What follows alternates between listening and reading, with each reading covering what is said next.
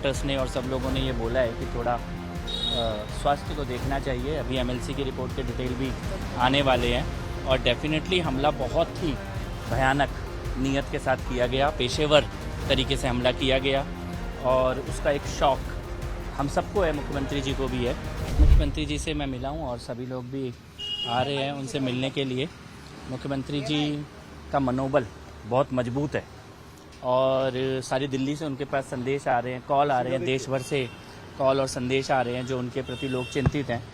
और मुख्यमंत्री महोदया तो तुरंत ही मीटिंग और काम में लग जाना चाहती हैं, लेकिन डॉक्टर्स ने और सब लोगों ने ये बोला है कि थोड़ा स्वास्थ्य को देखना चाहिए। अभी एमएलसी की रिपोर्ट के डिटेल भी आने वाले हैं और डेफिनेटली हमला बहुत ही भयानक नीयत के साथ किया गया, पेशेवर तरीके से हमला किया गया और उसका एक शॉक हम सबको है, मुख्यमंत्री जी को भी है। पर मैं ये कहना चाहता हूँ कि इस हमले से उनका मनोबल और मजबूत हुआ है और दिल्ली की सेवा और जन सुनवाई करने का उनका जो संकल्प है वो और भी ज़्यादा प्रतिबद्धता के साथ वो करेंगी, ऐसा उन्होंने एक आधिकारिक बयान भी दिया है। हिस्ट्री शीटर रहे हैं वो, मैम के लिए बहुत बड़ा जोखिम था। नहीं, देखिए उसका जो बैकग्राउंड सामने आ रहा है, ये डेफिनेटली एक पेशेवर अपराधी है। बहुत सारे केसेस पहले से लगे हुए हैं, प्लान करके घर की रेकी की गई है और मुख्यमंत्री जी के कार्यालय की रेकी भी की गई है, उसके वीडियोस उसके पास हैं। और जिस तरह से बहुत लंबी देर तक मुख्यमंत्री जी को उसने पकड़ा है, गिराया है, मारने की कोशिश की है, वो सब कुछ ये बताता है कि एक खराब नीयत के साथ एक बहुत बड़ा हादसा करने की योजना बनाकर ये व्यक्ति आया था। और ये किसी भी रूप में कोई अनजान व्यक्ति नहीं है, ये पेशेवर है और प्लान तरीके से आया था। बाकी दिल्ली पुलिस पूरी जांच कर ही रही है। डेफिनेटली लाइफ थ्रेटनिंग था। जो लोग वहाँ मौजूद हैं वो ये बात बता रहे हैं कि जिस प्रकार का हमला था वो जानलेवा हमले की नीयत से किया हुआ कार्य डेफिनेटली। और हम सब लोग सुरक्षा को लेकर तो चिंतित हैं ही, क्योंकि वो तो बिना सुरक्षा के जनता से रोज़ मिलती हैं, किसी भी सुरक्षा कर्मी को सामने आने ही नहीं देती हैं, लगातार कोई भी एक टेबल तक बीच में नहीं रखती जब जनता से मिल रही होती है मुख्यमंत्री महोदया। लेकिन जो भी है वो बहुत दुखद है और दिल्ली पुलिस की रिपोर्ट का वेट कर रहे हैं। चलती रहेंगी, डेफिनेटली चलती रहेंगी, ऐसा मुख्यमंत्री जी ने संकल्प लिया है। फोटो जो है वो गोपाल इटालिया जो आम आदमी पार्टी के नेता हैं उनके साथ सोशल मीडिया पर शेयर किया गया हरीश खुराना। नहीं, देखिए मैं आज का दिन राजनीति का दिन है, दिल्ली पुलिस जांच करेगी, सच सामने आ जाएगा। और मुझे लगता है कि ये सभी राजनीतिक दल राजनीति से ऊपर उठकर इस हमले की निंदा कर रहे हैं और ये निंदनीय कृत्य है, शर्मनाक कृत्य है और दिल्ली के इतिहास में ऐसा दृश्य पहले कभी नहीं देखा गया।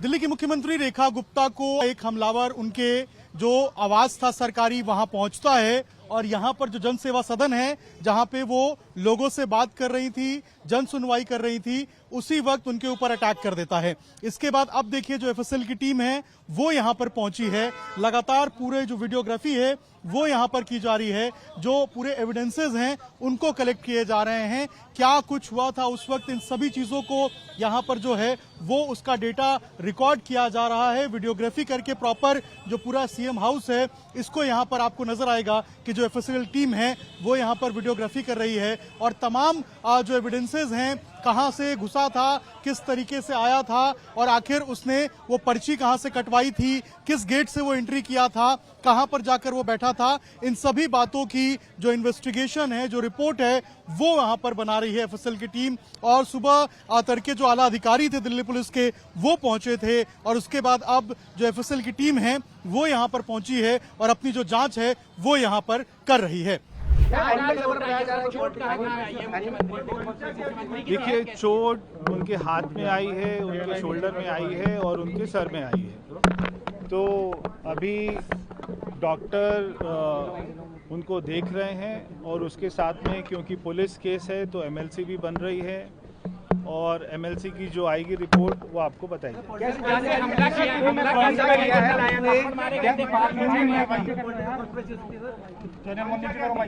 देखिए, अभी कोई पॉलिटिकल कॉन्स्पिरेसी है या क्या मामला है ये अभी कहना ठीक नहीं है, क्योंकि पुलिस की जांच होगी, सारी तहकीकात के बाद में ही आपको बताया जाएगा। वो व्यक्ति ने मुख्यमंत्री जी के ऊपर में हमला किया। उसके बाद में मुख्यमंत्री जी को उसने कुछ समय तक नहीं छोड़ा, उनके बाल पकड़ लिए थे और पुलिस ने और आसपास के लोगों ने काफ़ी उसको छुड़वाने की कोशिश करी। 40 साल की उसकी उम्र बताई जा रही है और किसी तरीके से मुख्यमंत्री जी को छुड़ाया गया और उसके बाद में फिर ये सारी बात हुई। बताया जा रहा है, देखिए अभी पुलिस की जांच चल रही है, अभी कुछ भी कहना किसी भी एंगल पर ठीक नहीं हो। कल उसने सुनवाई लेकिन रुकेगी नहीं, ये बोला गया है कि करने या फिर देखिए अभी हम मुख्यमंत्री जी से मिलकर एक बात अच्छी लगी कि उनका हौसला अभी भी उतना ही है और उन्होंने कहा है कि मेरी जन सुनवाई और मेरा जन संपर्क, मेरा दिल्ली के लिए जो उनका समर्पण है, उनके सारे वायदे हैं, वो दिन रात उसके लिए काम करती रहेंगी। और आज हमने उनको ये कहा है कि आज आपको स्वास्थ्य लाभ लेना चाहिए और उसके बाद में कल से अपना काम शुरू करना।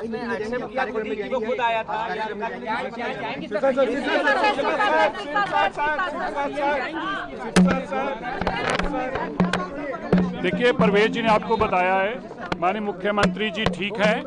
उनको हमलावर ने पिछले एक दिन से रेकी कर रहा था। वो शालीमार बाग में रेखा गुप्ता जी के घर भी गया था, उसने वहाँ भी जाके सारी वीडियो बनाई। रेखा गुप्ता जी जनता को आके साधारण तौर से हजारों लोगों को मिलती हैं, बिना सुरक्षा के मिलती हैं, ऐसी वीडियो में उसकी जानकारी थी। उसने माननीय रेखा गुप्ता जी को बहुत देर तक जमीन पर गिरा कर रखा। उसने हमला करने की उसकी जो मंशा थी वो बड़ी स्पष्ट है और ये बात भी स्पष्ट है कि वो केवल हमले के पर्पज से ही आया था। उसके हाथ में कोई जन सुनवाई का कागज भी नहीं था, उसके हाथ में कोई ऐसी दरख्वास्त भी नहीं थी और क्योंकि उसके मोबाइल से पुरानी वीडियो मिली हैं कल की, जो जब वो वहाँ पर शालीमार बाग गया है और यहाँ की वीडियो भी मिली है, इससे बहुत बात स्पष्ट होती है कि मकसद जो था वो हमला ही था। और रेखा गुप्ता जी ठीक हैं, जैसे अभी परवेज जी ने बताया, जन सुनवाई जारी रहेंगी, हर तरीके से पब्लिक को इंटरेक्शन उनकी जारी रहेगी और दिल्ली के काम किसी सूरत में नहीं रुकेंगी। एक महिला मुख्यमंत्री को ऐसा ना माना जाए कि महिला होने के नाते को हमला करेगा तो उनको डराएगा, धमकाएगा तो उनके काम में को फर्क आएगा। जन सुनवाई भी जारी रहेगी और दिल्ली के विकास के लिए निरंतर हमारी दिल्ली की मुख्यमंत्री एक शेर की तरह काम करेंगी और किसी भी तरीके का उनके मन के ऊपर दिल्ली के लोगों के काम को लेकर रुकने का कोई भी कारण नहीं है। इसलिए बस हम ये बताना चाहते हैं, लग रहा है कि सुरक्षाकर्मी कम थे। देखिए माननीय मुख्यमंत्री जी हजारों लोगों से मिलती हैं, अक्सर आपने देखा है कि वो इस चीज में सुरक्षा को बीच में नहीं आने देती और एक जनप्रतिनिधि का ये फर्ज भी बनता है कि ज्यादा से ज्यादा जनता को सहूलत देकर मिला जा सके। माननीय मुख्यमंत्री जी की यही कारण मुझे लगता है कि उसके ध्यान में था कि हजारों लोगों को मिलती हैं, बिना किसी सुरक्षा के मिलती हैं, इसी का उसने लाभ उठाने की कोशिश की। मानसिक स्थिति क्या है अभी मुख्यमंत्री की, क्या कह रही हैं आप? बिल्कुल मानसिक तौर पर वो बिल्कुल ठीक हैं और उनको मन में दिल्ली की सेवा के प्रति अच्छे भाव भी हैं